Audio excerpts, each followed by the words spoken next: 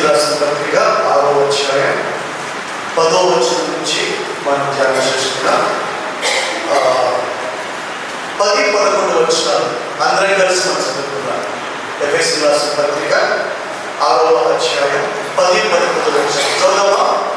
తుదకు ప్రభు యొక్క మహాశక్తిని బట్టి ఆయన యందు బలవంతులైనటువంటి మీరు అపవాది తంత్రములను ఎదిరించుటకు శక్తిమంతులగునట్లు దేవుడిచ్చు సర్వాంగ కవచమును ధరించుకోండి. ప్రార్థన చేసుకుందామా? అందరం కలుపుకుందాం. ప్రభువుతో మాట్లాడండి. ప్రభు ఈ సమయంలో నన్ను జ్ఞాపకం చేసుకోండి ప్రభు అని ప్రార్థన చేసుకుందాం. ప్రేమ కదా మా ప్రియ పరలోక తండ్రి, మీకు వందనాలు స్తోత్రాలు చెల్లిస్తున్నా. మాకు అనుగ్రహించిన ఈ సమయాన్ని బట్టి మీకు స్తోత్రాలు. నీ వాక్యం ధ్యానిస్తుండగా మరొకసారి మాతో మాట్లాడమని, మీ సహోదరులు నన్ను మీరు వాడుకున్నామని, దీవెనకరంగా చేయమని, సాతానికి ప్రతి తంత్రములు మీరు లయం చేసి మీ పరిశుద్ధాత్మ సహాయం దయచేయమని యేసు నామములో అడుగుచున్నాము తండ్రి. ఆమేన్. ప్రియమైన యవనస్తులారా, ఉదయకాల శిక్షణలో యేసుక్రీస్తుని గురించి మనం తెలుసుకున్నాం. మనం పాపములో జీవించి చచ్చిపోయిన వారు వలె ఉంటున్నాం. క్రీస్తుని ఎరుగక, క్రీస్తుని మన జీవితంలో చోటియక, దేవునికి అవిధేయులమై దేవునికి దూరమైపోతూ దేవుని ఉగ్రతకు పాత్రులమైన మనలను ఆ దేవుడు ఏం చేశాడు?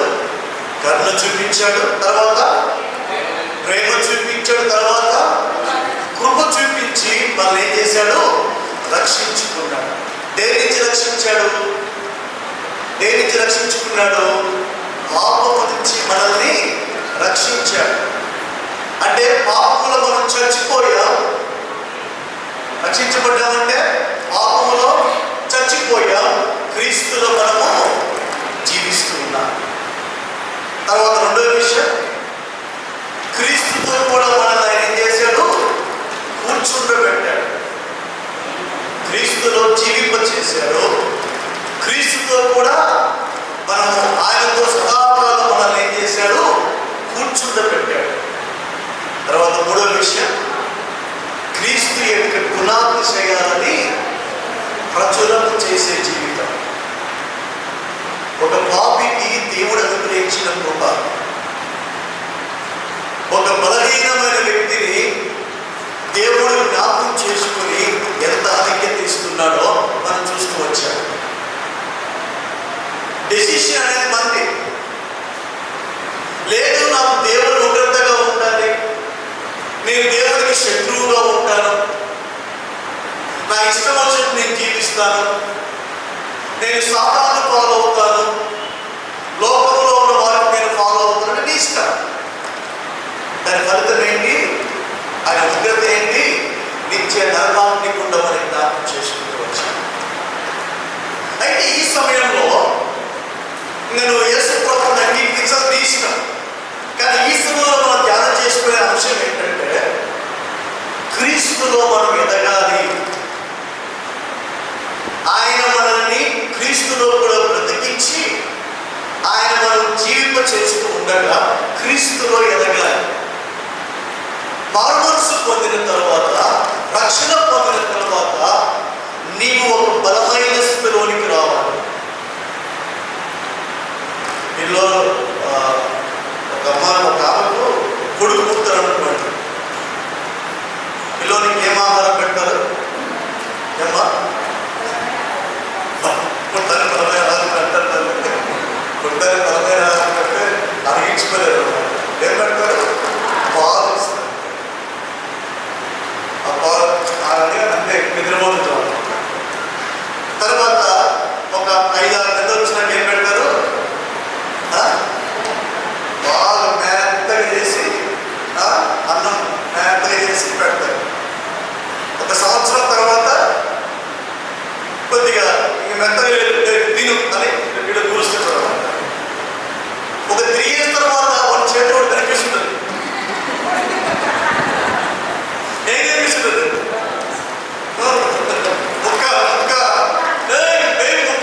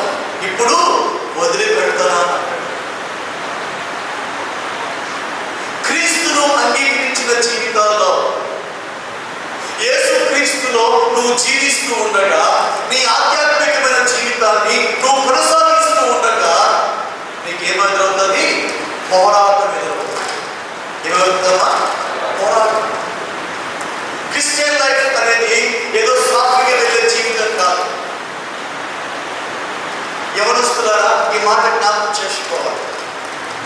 నేను మారు మనసు పొందాలి అని అనుకుంటే కాదు. పిల్లలు పుట్టిన తర్వాత నేను పుట్టానులే, ఇంకా నాకేం అవసరం అనుకుంటే కాదు. వాడు పాలు తాగాలి, వాడు చిన్న చిన్న ఆహారం తీసుకోవాలి, లేవాలి, పరిగెత్తాలి. ఫస్ట్ మీరు బాగా గమనించండి, పిల్లలు పుట్టి కొద్దిగా 10 months 11 months కాగానే ఏం చేస్తాడు వాడు? పడుకునే వ్యక్తి ఏం చేస్తాడు? చిన్నగా ఇటు లేచి ఇటు నిలబడి ఇటు చూస్తారు అన్నమాట. ఎందుకు? నేను లేచి నిలబడుతున్నాను. తర్వాత ఏం చేస్తాడు? ఒక్కొక్క చిన్న చిన్న అడుగు ఏం చేస్తాడు? నవ్వుతాడు అన్నమాట. ఎందుకు అలా చేస్తారంటే ఎదగడం అదే. క్రైస్తవ జీవితంలో కూడా రోజులు గడుస్తున్న కొలది, సంవత్సరాలు గడుస్తున్న కొలది మన ఆధ్యాత్మికమైన జీవితంలో ఎదుగుదల కనిపించాలి. దేవుడి వాక్యం ధ్యానిస్తూ ఉంటాం, ప్రార్థన చేస్తూ ఉంటాం, దేవుడి వాక్యం వింటూ ఉంటాం, దాని ప్రకారంగా నడుచుకుంటూ ఉంటాం. అలాగా మన ఎదుగుదల జరుగుతున్న క్రమంలో సాతానుడు ఏం చేస్తాడంటే, ఓహో నువ్వు ఎదుగుతున్నావా, కాబట్టి నేను నిన్ను అభ్యంతరపరుస్తానని చెప్తాడు. అందుకే పౌలు చెప్తున్న మాట ఏంటంటే, ఎఫెసు సంఘంతో ఆయన పలుకుతున్న మాట ఏంటంటే 10వ వచనం ఏముంది? ప్రభువు యొక్క మహాశక్తిని బట్టి ఆయన యందు బలవంతులై ఉండి, చూడండి, మీరు అపవాది తంత్రములను ఎదిరించుటకు శక్తివంతులు ఉన్నట్లు దేవుడిచ్చు సర్వాంగ కవచమును ధరించుకునుడి అంటాడు.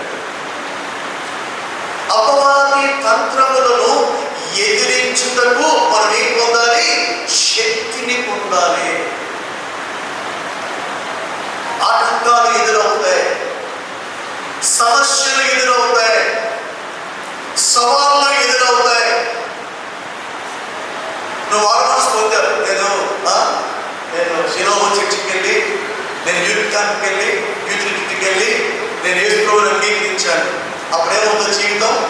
అరే నేను మీలాగా నేను చెడు మాటలు మాట్లాడలేను, మీలాగా నేను తిరగలేను, ఏమంటారు ఇంకా మీలాగా నేను సినిమాలు రాలేను, మీలాగా ఈ అలవాటు నేను చోటు చేసుకోను, నేను యేసు ప్రభువుని అంగీకరించక మునుపు నేను కొన్ని పొరపాటు చేశాను, కానీ ఇప్పటి నుంచి నేను చేయలేను, ఎందుకంటే యేసు ప్రభువుకు నా జీవితం నేను అప్పగించుకుందని చెప్తాను. వాళ్ళు ఏమంటారు? వాళ్ళు చెప్పారు, రెండు ఏమవుతుంది, రా మధుబడి రా సినిమాకు రా, లేకపోతే రా ఆటపోదాం వీడిపోదాం అనే మాటలు మాట్లాడతాం. అది నీకేంటి? పోరాటం. క్రీస్తులో నువ్వు నిలవబడకుండా నేను బలహీనులుగా చేయడానికి సాతాను ప్రయత్నం చేస్తాడు. సాతాను యొక్క స్ట్రాటజీ ఏంటంటే, క్రీస్తులో నువ్వు ఎదగకుండా, క్రీస్తులో నువ్వు బలపడకుండా, క్రీస్తులో నువ్వు జీవించకుండా, క్రీస్తులో నువ్వు వర్ధిల్లకుండా ఏదో ఒక ఆకర్షణ ద్వారా, ఏదో ఒక సిచ్యువేషన్ ద్వారా, ఏదో ఒక పరిస్థితి ద్వారా నిన్ను వాడు ఆకర్షించి క్రమక్రమంగా దానికి అలవాటు చేస్తూ, బలహీనపరుస్తూ, చివరికి నీ జీవితాన్ని పాటు చేయడానికి సాతాను ప్రయత్నం చేస్తాడు. ఎవరొస్తుంది కాబట్టి దీంట్లో ఎక్కువగా మనకి ఎదురయ్యే పరిస్థితులు ఏంటంటే లవ్ అఫేర్స్ ఎదురవుతాయి. ఏమన్నా చిన్న తెచ్చినా చెప్పండి గురుకు చాలదా? అప్పుడు నేను మనసులో మాట ఇచ్చాను, కానీ ఈశ్వరం నమ్ముకున్నాక యేసయ్యా విడిచిపెట్టలేకపోతున్నాను. యేసయ్యా ఫ్రెండ్స్తో పోతావు, వాళ్ళు అప్పుడేమో నువ్వు ఆయన ఎంజాయ్ చేసినావు, ఇప్పుడేమవుతుంది ఆ వాసన రాగానే కొద్దిగా చూడండి యేసయ్యా మనసు గుంజుతుంది. యేసయ్యా ఇది ఎదురవుతుంది జీవితం. సాతానుడు నిన్ను తిరిగి వాడు నాశనం చేయడానికి ప్రయత్నం చేస్తాడు. అందుకే పౌలు చెప్తున్న మాట ఏంటంటే, ఓ ఎఫెసీయులారా, మీరు ఒక సైనికుల్లాగా ఉండండి. ఈ పత్రికను పౌలు ఎప్పుడు రాశారంటే చెరసాలలో ఉన్నప్పుడు రాస్తూ వచ్చాడు. అపవాది తంత్రములు ఎదిరించినట్టు మీరు శక్తివంతులు కండి. అపవాది ఎటువంటి వాడు అంటే మరే విషయం అపవాది గురించి మొదటి పేతురు రాసిన పత్రిక 5:8 ఏమంటే, అపవాది ఎటువంటి వాడంట, గర్జించు సింహం వలె ఎవరిని మృంగుదునా అని వెతకుచూ తిరుగుచూ ఉన్నాడు. ఎటువంటి అంటే సింహం ఏ విధంగా పోల్చారు? అపవాదిని సాతాను ఎందుకు పోల్చారు? గర్జించు సింహం వాడు. సింహము గురించి మనం ఆలోచిస్తే,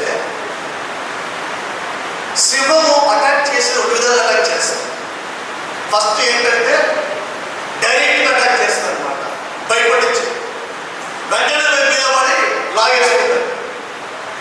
కొన్నిసార్లు ఏం చేస్తుంది, అక్కడ ఏదో చీకులేడే ఉంటుంది, ఏం చేస్తుంది, మాటు వేస్తుంది. మాటు వేసి ఎలా పోతుంది? అర్థమవుతుందా? నక్కి నక్కి నక్కిపోయి అదును చూసి కుయింటితో వెళ్ళి పట్టుకో. ఏ మాత్రమని అనాలోచనలో ఉన్నా సింహం ఏమైపోతుంది? దొరికిపోతుంది. లేకపోతే మెలకువగా ఏమవుతుంది? తప్పించుకుంటుంది. సాతాను కూడా అటువంటి వాడే. గర్జించే సింహంలాగా వాడు డైరెక్ట్గా అటాక్ చేస్తాడు. కొన్నిసార్లు ఎలా చేస్తారంటే కుయింటిగా అటాక్ చేస్తారు. Brother, praise Lord brother, please pray for me అంటారు. మెసేజ్ పెడతారు. మా సిస్టర్ గారు ఎంత బాగుందో ప్రార్థన చేయలేదు. I will pray for you. Please pray for your land. Thanks for your prayers. Next message. Okay okay, నా ప్రార్థన కూడా మీరు కూడా ప్రార్థన చేయండి నా గురించి. లాస్ట్కి ఏమవుతుందంటే నిన్నే ప్రేమించు. ఎక్కడ నిన్నే ఏసైనా ప్రేమించలేదండి. ఇక్కడ ప్రేమ రగస్తారు. అంటే ఎందుకు ఇది మనం జ్ఞాపకం చేసుకోవాలంటే, సాతానుడు మనం బలహీనం చేసే పరిస్థితి చిన్నగా ప్రారంభమవుతుంది, అది ఎక్కడికో తీసుకెళ్తుంది. అందుకే చాలా జాగ్రత్తగా ఉండాలి. మనం ఏమాత్రం బలహీనం కాకుండా బలవంతులుగా ఉండాలి. అందుకనే మా ఇంటికి ఒక మాట చెప్తాను, అమ్మాయిల అబ్బాయిలు పెద్దలు చెప్పుకోవడం నష్టమే కాదు. మీరు మీ పేరుగా చెప్పుకోండి, వాళ్ళు వారి పని చెప్పుకుంటాడు. వాళ్ళ నెంబర్స్ కానీ మీ సెల్లో మీరు లోన్ తీసుకొని చెప్పేస్తారు.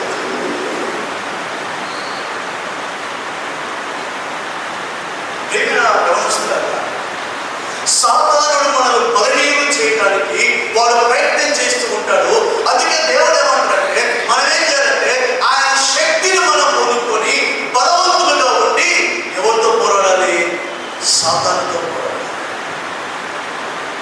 యేసును అంగీకరించిన నీ జీవితంలో నువ్వు చేయాల్సిన పనులు ఏంటంటే, ఆయన గుణాతిశయాలను ప్రచురణ చేస్తూ నీ సక్రియను బట్టి దేవుడి యొక్క వెలుగును నువ్వు ప్రకాశింప చేస్తూ, అదే సమయంలో అపవాది యొక్క తంత్రములు ఎదిరించడం నువ్వు ఎలా ఉండాలంటే శక్తిమంతులుగా ఉండాలి.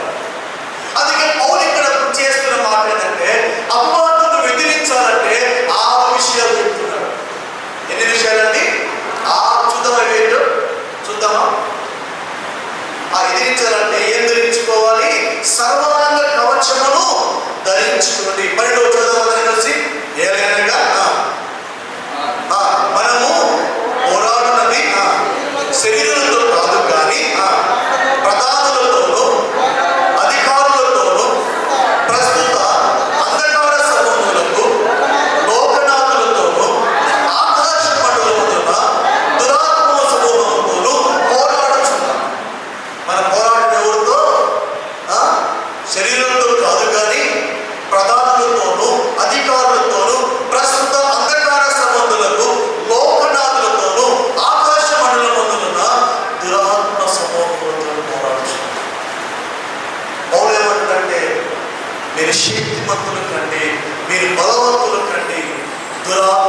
సమూహంతో మనం పోరాడాలి.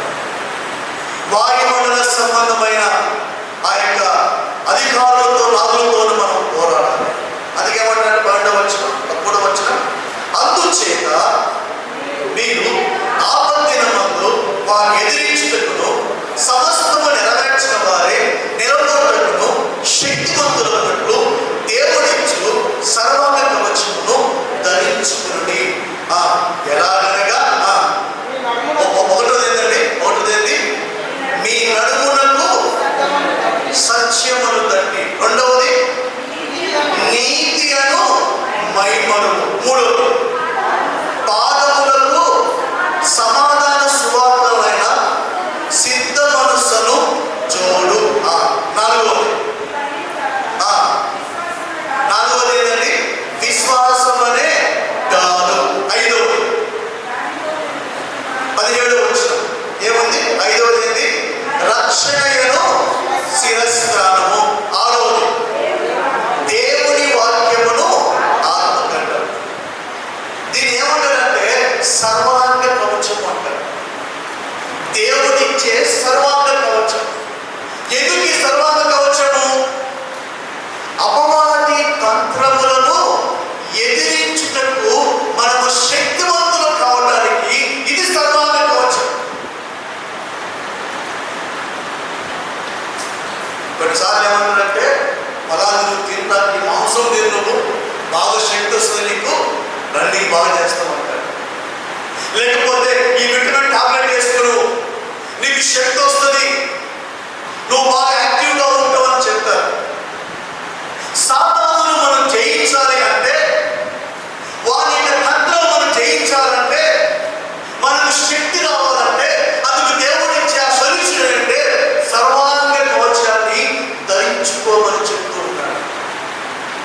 మొట్టమొదటి సర్వాంగ కవచంలో 6 విషయాలు. మొట్టమొదటి ఏం చెప్పండి? సత్యమును తట్టి, రెండవది నీతి అను మైమరు, మూడవది చోడు, నాలుగవది విశ్వాసం అనే డాలు, ఐదవది రక్షణయను శిరస్త్రాణం, ఆరవది దేవుని వాక్యం అనే. చూడండి, మొట్టమొదటి మనం చూద్దాం. మొట్టమొదటి మనం చూస్తే 13వ వచనంలో ఏమంటారు, 14వ వచనంలో ఏమంటారంటే ఎలాగనగా మీ నడుమునకు సత్యమును తట్టి కట్టుకోండి అంటాడు. అంటే బెల్ట్ అన్నమాట. ఇప్పుడు ఆ రోజు ఇది పౌలు ఎలా మాట్లాడుతూ వచ్చారంటే, రోమా సైన్యమును ఆయన చెరసాలలో ఉన్నాడు కాబట్టి ఆయన చుట్టూ ఎవరు ఉండేవాళ్ళు? రోమా సైన్యం ఉండేవాళ్ళు. పౌలు యొక్క ఆలోచన 2 విషయాలు ఉన్నాయి. ఒకటి ఏంటంటే క్రైస్తవులైన బిడ్డలు క్రీస్తులో జీవించేవారు సాతాను జయించాలి. వారు ఎలా ఉండాలి అంటే ఒక సైనికుని గుర్తు చేసుకుంటాడు పౌలు. రోమా సైనికులు ఒక మౌనాటు చేసుకుని మధ్యలో వాళ్ళు బెల్ట్ వేసుకుంటారు అన్నమాట. ఆ బెల్ట్ గట్టిగా ఉంటే వారికి ఎటువంటి డిస్టర్బెన్స్ ఉండదు. అందుకే సాతాను మనం జయించాలంటే మొట్టమొదటి ఆయుధం ఏంటంటే సత్యమును దట్టి కట్టుకోవాలి అనే మాట చూస్తూ ఉన్నాం. సత్యమును దట్టి మనం కట్టుకోవాలి. ఏంటి ఆ సత్యము అంటే దేవుని యొక్క వాక్యమే సత్యం. యేసు ప్రభువు అంటాడు, నేనే మార్గమును నేనే సత్యమును అంటాడు. మన దేవుడు సత్యవంతుడు. ఆయన మాటలు సత్యమైనవి, ఆయన మాటలు యథార్థమైనవి. అందుకే దేవుడు మనం ఏం చేస్తారంటే ఆ సత్యవంతు మనల్ని ఆయన స్థిరపరిచే దేవుడుగా ఉంటాడు.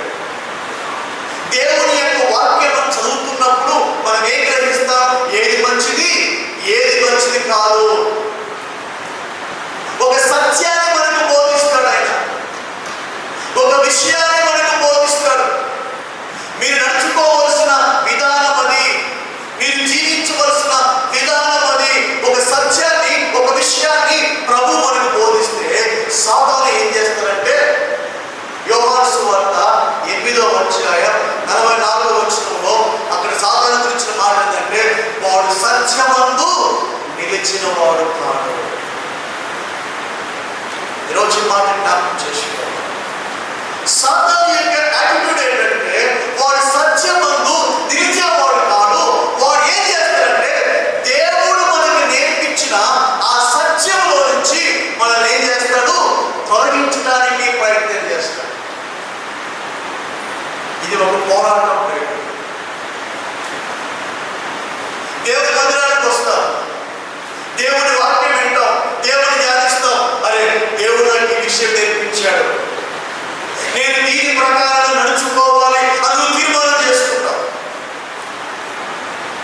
సాతాను ఏం చేస్తారంటే ఓహో నువ్వు తీర్మానం చేసుకుంటావా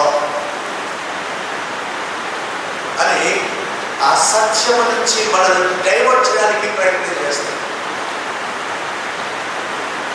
అరే వాక్యం ఇలా చెప్పేసి ఒక తీర్మానం చేసుకుని నువ్వు దాంట్లో నిలిచి ఉంటావు. దేవుని వాక్యం మనల్ని రెస్ట్రిక్ట్ చేస్తుంది. దేవుని యొక్క వాక్యం మన యాక్టివ్ని ఏం చేస్తుందంటే కంట్రోల్ చేస్తుంది.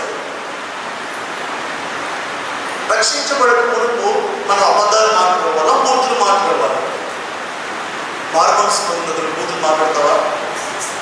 ఎందుకు? నీ నోటి నుంచి అవి రానియని ఒక సత్యం దేవుడు నేర్పించాడు. అబద్ధాలు ఆడితే అది నాకు హేయమని ఒక సత్యం ప్రభు నేర్పించాడు. కాబట్టి ఏమైపోతున్నాము, కంట్రోల్ అవుతున్నాం. ఎవరిస్తున్నారు ఈ విషయం జ్ఞాపకం చేసుకోండి. యేసు ప్రభువుకి నీ జీవితాన్ని అప్పగిస్తే నీలో ఉన్న యాటిట్యూడ్ అంతా కూడా కంట్రోల్ అయిపోతుంది. నువ్వు రిస్ట్రిక్ట్ అయిపోతావు. ఇంకా దేవుని యొక్క వాక్యానికి నీ జీవితంలో చోటిస్తే ఇది నువ్వు కంట్రోల్ ఉంటావు. లేకపోతే వాక్యానికి నీలో చోటు లేకపోతే నువ్వు కంట్రోల్లో ఉండలేవు.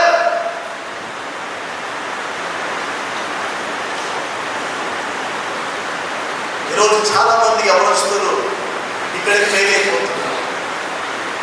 దేవుడు నేర్పించిన ఆ కట్టడలో వారు ఉండలేక సాతాను చూపించే ఆకర్షణలకు లోబడి వారి యొక్క ప్రేరేపణకు లోబడి సత్యము నుంచి వారు తొలగిపోతున్నారు. అనగా దేవుడు ఇచ్చే ఆ సర్వాంగ కవచములో వారు స్థిరంగా ఉండలేక సాతాను యొక్క ఆకర్షణకు వారు లొంగిపోయి వారు బలహీనులైపోతున్నారు. ఈరోజు ఈ మాట జ్ఞాపకం చేసుకో. ఇది దేవుడు ధరించుకుంది ఇదే, ఆయనలో ఉండేదే మనకి ఇస్తున్నాడు ఆయన. అందుకే చూడండి యెషయా గ్రంథం 11వ అధ్యాయం 5వ వచనంలో చూస్తే అక్కడ మనకు కనిపిస్తుంది సత్యము అనే మాట కనిపిస్తుంది. సత్యం అనే తట్టి అక్కడ మనకు కనిపిస్తున్నట్టుగా మనం చూస్తాం. బైబిల్ గ్రంథంలో మనం చూసినట్లయితే షడ్రక్, మేషక్, అబేద్నెగోలు వారు ఏం చేస్తారు? రాజు ఏం చేస్తాడు? ఆ బంగారు ప్రతిమకు వారు నమస్కరించమంటారు. వారు నేర్చుకున్న సత్యం ఏంటి చెప్పండి? చాలు. వారు నేర్చుకున్న సత్యం ఏంటి? పైన ఆకాశం అందే కానీ క్రింద భూమి అందే కానీ ఏ రూపంలో చేసుకోకూడదు, వాటిని పూజింపకూడదు, వాటిని సాగిలకూడదు. అది నేర్చుకున్నారు వాళ్ళు. అందుకే ఏమంటే రాత్ర మేము మాత్రం ఆ పని చేయాలి. చూడండి, వారు తీసుకున్న ఆ తీర్మానంలో నుంచి ఆ దేవుని నేర్పించిన ఆ సత్యములో వారు నిలుచున్నప్పుడు వారికి పోరాటం ఎదురైంది. రాజేమంటే మీరు కానీ నా యొక్క పెద్దమ్మకు మీరు నమస్కరించకపోతే మిమ్మల్ని నేను అగ్నిగుండంలో ఏం చేస్తాను. రాజా నువ్వు వేసుకుంటే వేసుకో, మాకైతే చింత లేదు. సత్యం ముందు నిలుచుకోవడం అదే. ప్రేమైన దేవుని ప్రశ్న, మన అంతరంగంలో దేవుడు సత్యాన్ని కోరుకుంటాడు. సాతాను ఏం చేస్తారంటే వాడు అబద్ధికుడు, వాడు సత్యమందు నిలిచేవాడు కాదు, వాడు నరహంతకుడు. వాడు ఏం చేస్తారంటే వాడు మన యొక్క సత్యం నిలిచి ఉన్న మనల్ని వాడు దూరం చేస్తాడు. అందుకే మనం శక్తిమంతులం కావాలంటే ఏం ధరించుకోవాలి? మనము సత్యమును తట్టి ఈ బెల్ట్ ఎలా స్ట్రాంగ్గా ఉంటుందో, మన డ్రెస్ ఇలా ఊడిపోకుండా ఎట్లా ఉంటుందో, మనం పడిపోకుండా ఉండాలంటే దేవుని వాక్యం అనే సత్యాన్ని మనం ఏం చేసుకోవాలి? భద్రపరచుకోవాలి. ఆ సత్యములో మనం నిలిచి ఉండాలి. అప్పుడు సాతానుతో మనం ఏం చేయగలము? పోరాడాలి. సాతాను మనం జయించగలం. రెండో విషయం మనం చూద్దామా? రెండో విషయం ఏంటి?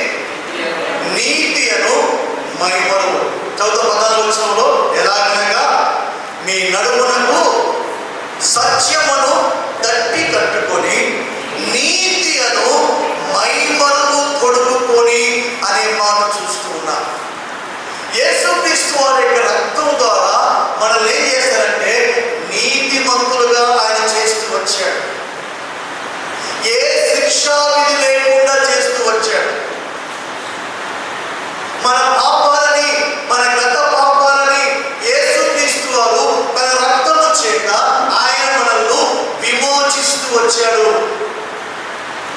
సమస్త దుర్నీతి నుండి మనల్ని పవిత్రులుగా చేస్తూ వచ్చాడు. ఆయన మన పాపం కోసమే చనిపోయి నీతిని మనకు అనుగ్రహిస్తూ వచ్చాడు. అప్పటి నుంచి మనం ఎలా జీవిస్తాం? పాపాన్ని మనము అసహించుకొని పాపానికి మనం దూరంగా ఉంటూ ఆయన ఇచ్చిన ఆ నీతిలో మనం కొనసాగుతూ ఉంటాం.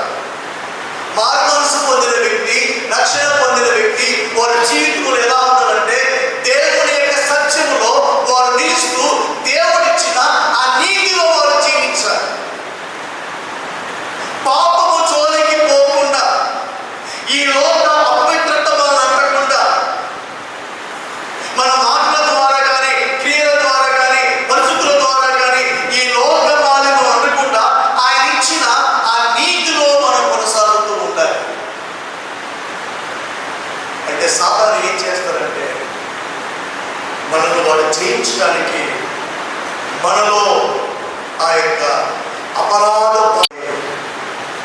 ఎఫెసీయులకు రాసిన పత్రిక 4వ అధ్యాయం 24వ వచనం చదువుదామా? ఏముంది అక్కడ? నీతియు యథార్థమైన భక్తి గలవారే దేవుని పోలికగా సృష్టింపబడిన నవీన స్వభావమును ధరించుకునవలెను. సాతాను మనం జయించాలి అంటే నీతి అను మహిమను, అంటే ఇక్కడ చెస్ట్ మీద వేసుకునేదమ్మా, నీతి అను మహిమను తోడుకోవాలి. నీతియు యథార్థమైన భక్తి గలవారే దేవుని పోలికగా సృష్టింపబడిన నవీనమైన స్వభావం. మనలో ప్రాచీనమైన స్వభావం రాకుండా, ఆ ప్రాచీనమైన స్వభావం మనలో గుర్తు చేసుకోకుండా ఆయన నీతిలో కొనసాగాలి. ఇది చాలా సవాలు. మార్మోన్స్ పొందిన, రక్షణ పొందిన అని చెప్పేసి ఏదో మనము పట్టి పట్టినట్టుగా ఉంటే మన జీవితంలో మనం బలవంతులుగా ఉండాలి. మనం బలవంతులుగా ఉండాలి అంటే సత్యమును దట్టి కట్టుకోవాలి, నీతి అనే మహిమను తొడుక్కోవాలి, దేవుని శక్తిని పొందుకుంటూ అపవాదిని మనము ఎదిరిస్తూ ఉండాలి. మూడో విషయం మనం చూద్దాం. మూడో విషయం ఏమంటాడు? ఎఫెసీయులకు రాసిన పత్రిక 6వ అధ్యాయంలో 14వ వచనం ఏమంటారు అక్కడ? పాదములకు సమాధాన సువార్త వలనైన సిద్ధ మనస్సును జోడు తొడుగుకొని నిలబడుడి అనే మాట చూస్తాం. పాత నిబంధనలో ఇది మనకు కనిపిస్తుంది. ఎక్కడ మనకు కనిపిస్తుంది అంటే నోట్ చేసుకోవచ్చు మీరు. యెషయా గ్రంథం 52వ అధ్యాయం 7వ వచనంలో అది మనకు కనిపిస్తుంది. యెషయా గ్రంథం 52వ అధ్యాయం 7వ వచనంలో అది మనకు కనిపిస్తున్నట్టుగా మనం చూస్తున్నాం. చూడండి, సమాధానమును చాటించుచు సువర్తమానం ప్రకటించుచు రక్షణ సమాచారము ప్రకటించువాని పాదములు సుందరములైనవి. సువార్తను, సమాధానమును మనము చాటిస్తూ, అదే చూడండి రోమేలు రాసిన 10వ అధ్యాయం 15వ వచనంలో, రోమా 10:15లో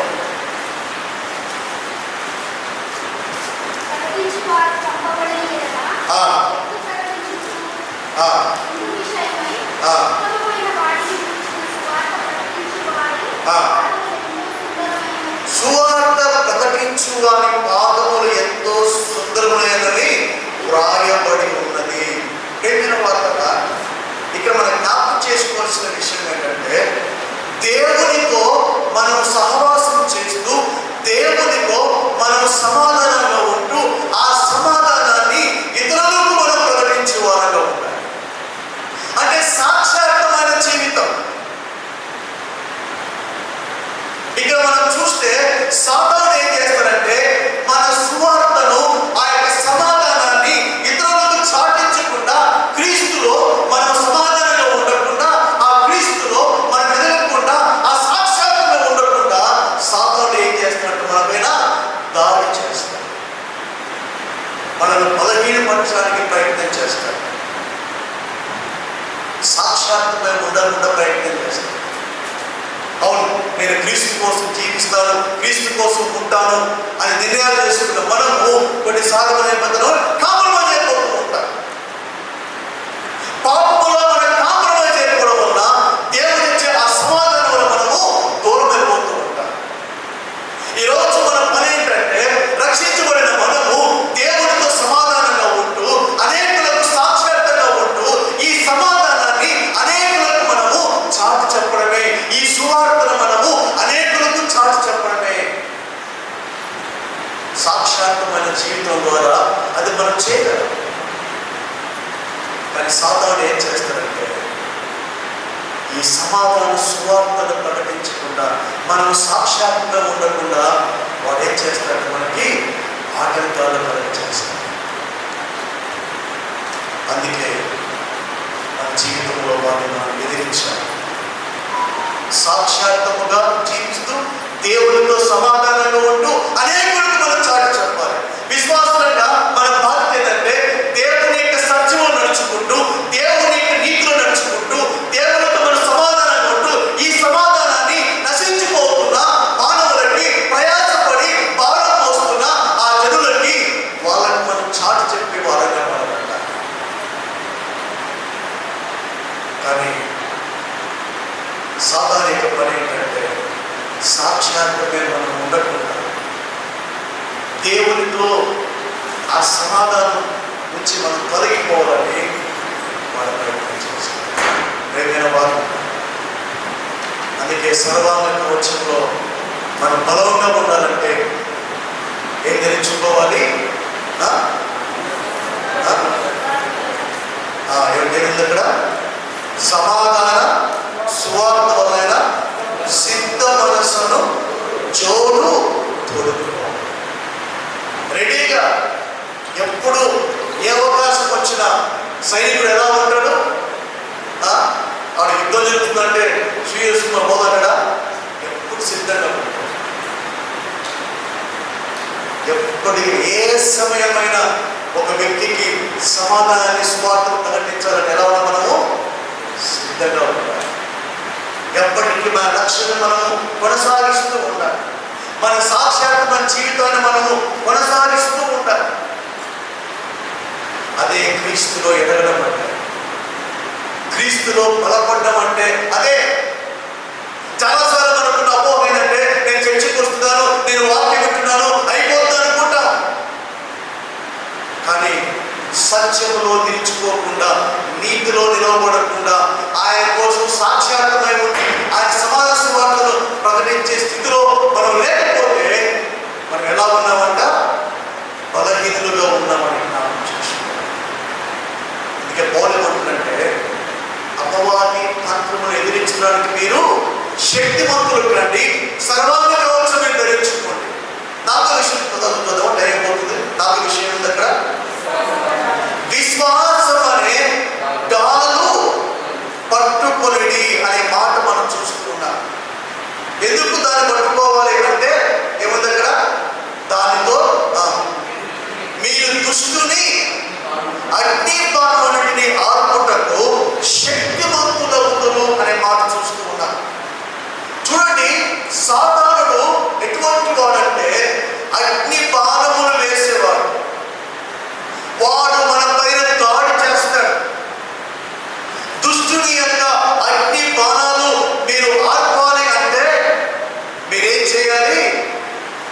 విశ్వాసమైన డాలు పట్టుకోవాలి. ఆ ముందు ఆ డాలు ఉంటుందన్నమాట. వాడు బాణములు వేసినప్పుడు ఈ డాలుని పట్టారు సైనికులు. అప్పుడేమవుతుంది, తనకు తగలకుండా ఆ డాలు వచ్చేసి అడ్డుకుంటుంది. సాతానుడు ఏం చేస్తాడంటే మన విశ్వాసంలో మనము బలహీనమైపోవాలని కూడా ఆశపడతాడు. దేవుడిలో ఉన్న విశ్వాసం, ఆయన గొప్ప దేవుడు, నా వాగ్దానం నెరవేరుస్తాడు, ఆయన కార్యాలు చేస్తాడు అనే విశ్వాసం మనకు ఉంటుంది. ఆ విశ్వాసం వలన వాగ్దానం స్వతంత్రించుకుంటాము. ఆ విశ్వాసం వలన అద్భుత ఆశ్చర్యకార్యాలు మనం చూస్తాము.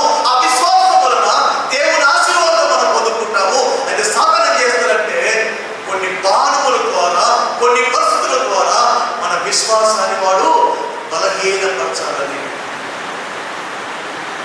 ఆ బాణం ఏంటంటే కొన్నిసార్లు మన పైన వాడు ఏం చేస్తాడంటే మన ఆలోచనలో, మన తలంపులో సందేహాన్ని పుట్టిస్తాడు. దేవుడు ఏం చేస్తాడబ్బా, ఆయన ఈ కార్యం చేస్తాడా, ఇది జరుగుతుందో జరగదు. అలా ఇస్తాను అంటున్నారు కదా, గత సంవత్సరం చూసి అమ్మో మరో సైన్యం వస్తుంది, ఎర్ర సముద్రం ఉంది, మోషే ఎందుకయ్యా ఇలా చేశారు. ఏం కలిగింది వాళ్ళకి? సందేహం కలిగింది, సంశయం కలిగింది. సందేహము భయములోనికి వాళ్ళు తీసుకుని వెళ్ళి సనుగులు ప్రారంభమవుతాయి. ఆ సనుగులు, ఆ సంశయములు వారి విశ్వాస జీవితంలో బలహీనత చేస్తాయి. సాతానుడు వేసే బాణాలవే. వాగ్దానం మనం పొందుకోకుండా, దేవుని కార్యాలు మనం చూడకుండా వాడు మనలో ఆ యొక్క సందేహాన్ని పుట్టిస్తాడు, సంశయాలను పుట్టిస్తాడు. ఆ సందేహాలు, ఆ సంశయాలకు మనం చోటిచ్చినప్పుడు మనలో ఏమవుతాయి? సరుకులు ప్రారంభమవుతాయి. అవును కదా, దేవుడు నమ్ముకున్నందుకు మాకేం మేలు జరిగింది?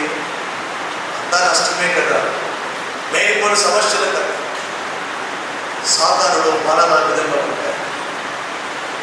ఏదో వాడు తట్టేసి మనం కాల్ చేసి కాదు, కొన్ని ఆలోచనలు వాడు పుట్టించి, కొన్ని తలంపులు వాడు పుట్టించి మనలో ఉన్న విశ్వాసాన్ని బలహీనపరచడం.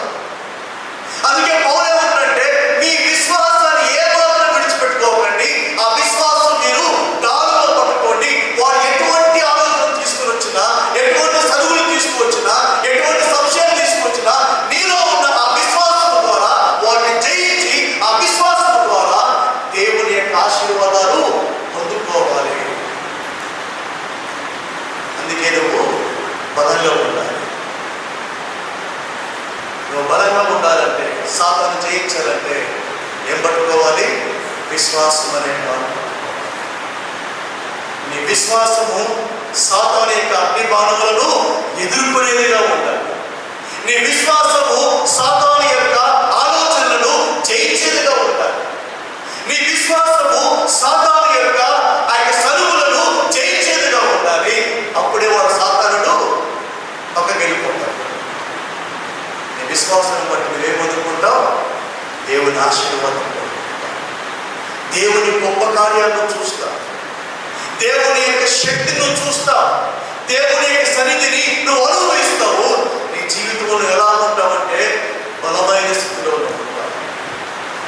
ఈరోజు విశ్వాసం లేకనే చాలా మంది వాగ్దానాలు పొందుకోలేకపోతున్నారు. విశ్వాసం లేకనే చాలా మంది బలహీనమైపోయి దేవుని కార్యాలు చూడలేకపోతున్నారు. వారిలో ఉన్న అవిశ్వాసాన్ని బట్టి ఆ రోజు ఇశ్రాయేలు ఆ కనాను వారు స్వాధీనం చేసుకోలేకపోతూ వచ్చారు.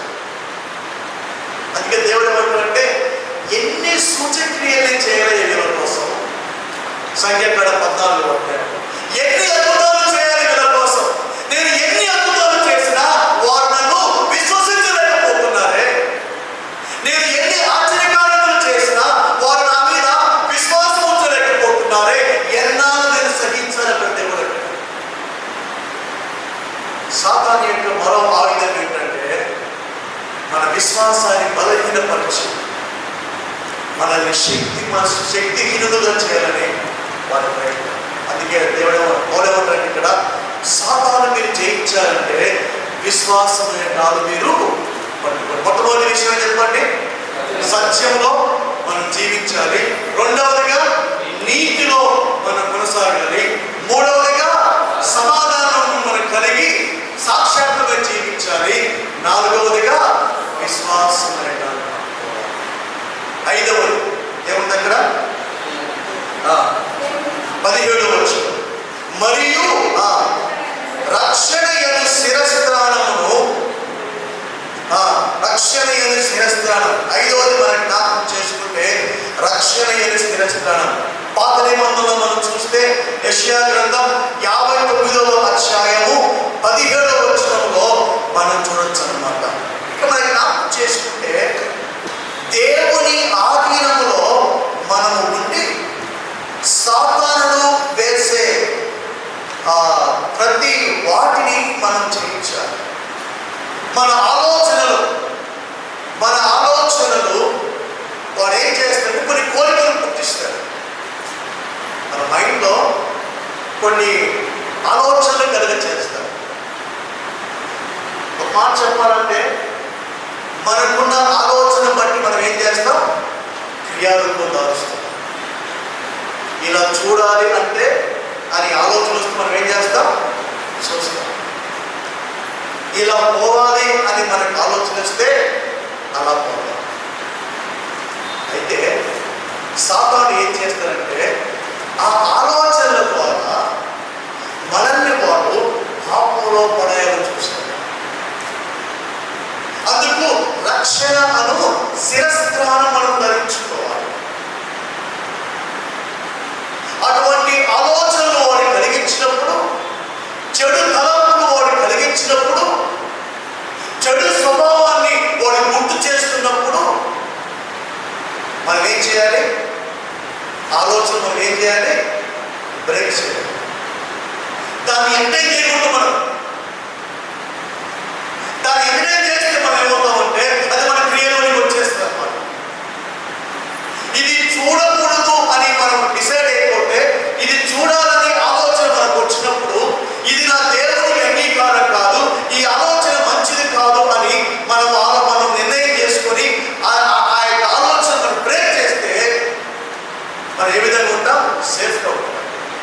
కానీ ఆ ఆలోచన మనం బ్రేక్ చేయకపోతే మాత్రం ఏమవుతుంది, అది మన జీవితంలో కార్యరూపం దాల్చేస్తుంది. యవనస్తులు చాలాసార్లు పడిపోవడం కారణమే, విశ్వాసులు బలహీనపడిపోవడం కారణమే. మన తలంపులలో ఆ ఊహలలో కొన్ని పుట్టిస్తాడు వాడు. సాతానుడు కొన్ని తలంపులను ప్రేరేపిస్తాడు, అవి మనం ఎంటర్టైన్ చేయకూడదు. అందుకే ఏమంటాడంటే ఆ యొక్క తల మీద పెట్టుకోవాలంట, రక్షణయను శిరస్త్రాణం పెట్టుకోవాలి. రక్షణయను శిరస్త్రాణం. సాతానుడు కలిగించే ఆలోచనలు మనం జయించే విషయాన్ని మనం జ్ఞాపకం చేసుకోవాలి. రేపు గమనిస్తున్నాను, ఇవన్నీ నేను బలహీనపరిచే పరిస్థితి. ఇదన్నీ మన స్పిరిచువల్ లైఫ్ ఎదుర్కొనే పరిస్థితులు ఇవ్వండి. చివరిది ఏమంటారు చూడండి, ఆరోది ఏమంటారు, దేవుని వాక్యమును ఆత్మ ఖడ్గమును ధరించుకుని అనే మాట మనం చూసుకుంటున్నాం. దేవుని యొక్క వాక్యం అనే ఆత్మ ఖడ్గం శత్రువును జయించడానికి, శత్రువును హతమార్చడానికి, శత్రువుని గాయపరచడానికి ఖడ్గం ఎలా ఉపయోగపడుతుందో సైనికునికి, సాతానుని జయించడానికి, వారిని హతమార్చడానికి, వారిని నాశనం చేయడానికి ఏం కావాలంట, వాక్యం కావాలి. దేవుని వాక్యాన్ని మనం ఉపయోగించి చాలా ఆయన దిశలో సాధన వస్తాడు. కొన్ని రకరకాలైన ఆలోచనలు సాధన వస్తాడు. ప్రతి దానికి మనకి ఏం కావాలి, దేవుని వాక్యానుసారంగా ఉందా లేదా, ఇది నా ముందుకు వచ్చింది, ఈ ఆలోచన నాకు వచ్చింది, ఇది వాక్యానుసారంగా ఉందా లేదా, ఈ క్రియ నా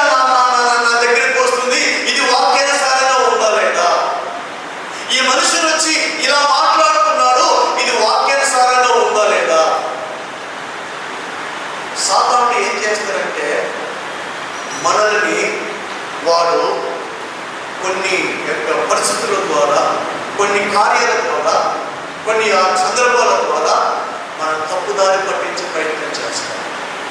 ఆ రోజుల్లో తప్పుడు బోధకులు సాతాను వెలుగుదూత వలె వచ్చి అనేకులను ఆ సత్యము నుంచి దారి తప్పించే పరిస్థితులు వచ్చాయి. కానీ ఎందుకేమంటారంటే వాక్యమును ఆ యొక్క ఖడ్గము మీరు ధరించుకోండి అంటాడు. చూడండి హెబ్రీ 4:12 ఏమంటాడు? హెబ్రీ 4:12 అక్కడ ఏమంటాడు? హెబ్రీ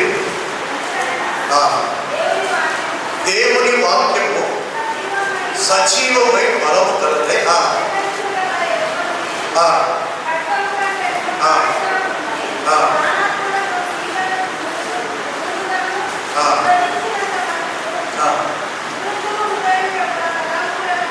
హృదయము యొక్క తలంపులు ఏం చేస్తుందంట? ఆలోచనలు కూడా శోధించును అనే మాట.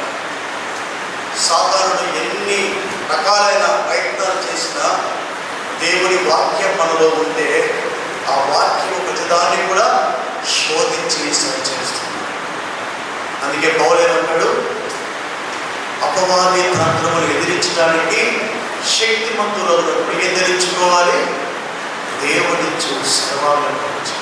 మొట్టమొదటి చెప్పండి, సత్యం ముందు నిలిచి ఉండాలి. దేవుని వాక్యమే సత్యమను దానికి. రెండవది నీతి అను భయపడు. నీతిలో ఆయన నీతిలో మనం జీవించాలి. ఎటువంటి అపరాధం భావం పుట్టించినా, ఎటువంటి అపవిత్రత మనం చూడాలని ప్రయత్నం చేసినా ఆ నీతిలో మనం కొనసాగాలి. మూడవది సమాధాన సువార్తలోనైన జోడు, అంటే సాక్షాత్మైన జీవితం, దేవునితో సమాధానం, మనుషులతో సమాధానం, దేవుని యొక్క సువార్తలు ఆయన ఇతరులకు ఆ సమాధానం మనం పంచిపెట్టడం. నాలుగవది విశ్వాసమరణాలు. ఎటువంటి అగ్నిపానం వేసినా దాన్ని జయించినట్టు మనము, ఎటువంటి వాడు మనకు నిరుత్సాహం కానీ సంశయాలు పుట్టించినా దానికి చోటు ఇవ్వకుండా విశ్వాసం కొనసాగడం. ఐదవది రక్షణను శిరస్త్రానం. మనకి ఎన్నో ఆలోచనలు పుట్టించి మన జీవితాన్ని పాడు చేయాలని ప్రయత్నం చేసినప్పుడు ఆలోచనను ఎంటర్టైన్ చేయకుండా, ఆలోచనలో ఉండకుండా దేవుని యొక్క మాటలలో జీవించడం. చివరిదిగా దేవుని వాక్యం అనే ఆత్మ. దేవుని వాక్యం ద్వారా పరీక్షించుకుంటూ, దేవుని వాక్యం ద్వారా సరిచూసుకుంటూ ముందుకెళ్ళినప్పుడు మనం ఎవరిని జయిస్తాం? చెప్పండి, ఎవరిని చేస్తాం? సాతాను చేస్తాం. అందుకే చూడండి, ఎఫెసీ 6వ ఏమంటాడు? 11వ చూద్దామా? ఎఫెసీ 6:11 ఏమంటాడు? 10వ తుదకు ప్రభు యొక్క మహాశక్తిని బట్టి ఆయన యందు బలవంతులయ్యుండి మీరు అపవాది తంత్రములను ఎదిరించుటకు శక్తివంతులవునట్లు దేవుడిచ్చు సర్వాంగ కవచమును ధరించుకోండి. అపవాదిని ఎదిరించడానికి ఈ సర్వాంగ కవచం ధరించుకోవాలి. అది మీరు ఎలా ఉండాలంటే బలవంతులై ఉండండి. ఆయన ఎందుకు బలవంతులై ఉండండి. ఈరోజు మాట, బలహీనుడు ఉన్నావా? బలవంతులుగా ఉన్నావా? సత్యమందు నిలిచి ఉన్నావా? సత్యమందు తొలగిపోయావా? నీతి అందు నిలిచి ఉన్నావా? నీతిలో తొలగిపోయావా? దేవునితో సమాధానంలో సాక్షాత్మై జీవిస్తున్నావా? లేకపోతే దూరం అయిపోయావా? వీళ్ళ సాతానుడు అనేక రకాలైన కోణాలు వేసినప్పుడు విశ్వాసంలో బలంగా ఉన్నావా? సంశయాలతో సనుగులతో సన్నగిలిపోయావా?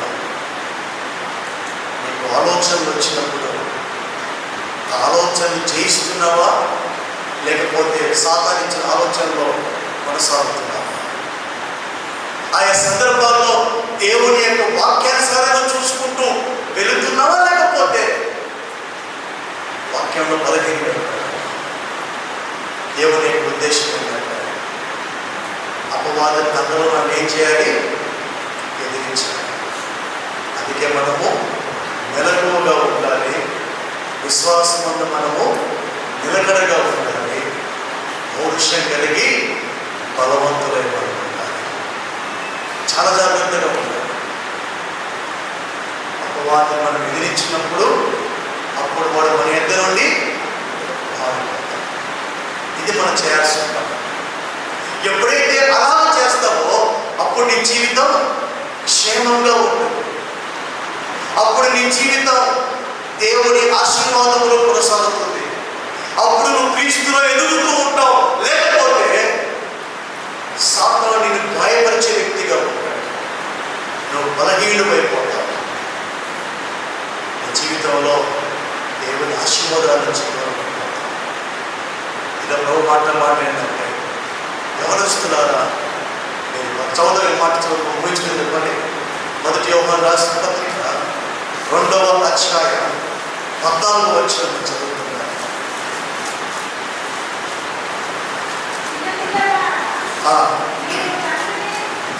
మధ్యలో వచ్చి యవనస్తుల మాట ఉంది, చదువుదామా? యవనస్తులారా, మీరు బలవంతులు, దేవుని వాక్యము మీ యందు నిలుచుచున్నది, మీరు దృష్టిని జయించి ఉన్నారు కనుక దృష్టిని జయించాలి. దేవుని వాక్యం మీలో ఉండాలి. మనం గమనిస్తున్నామా?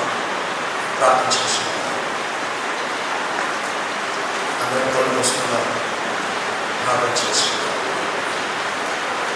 పౌలు అంటాడు ఎఫెసు సంఘంతో, రక్షించబడిన మీరు అపవాది తంత్రమును ఎదిరించడానికి బలవంతులు కండి, శక్తివంతులు కండి. అపవాది తంత్రాలను మీరు ఎదిరించాలంటే సర్వాంగ కవచమును మీరు ధరించుకోండి. సత్యమును దట్టి మీరు కట్టుకోండి. నీతి అను మహిమను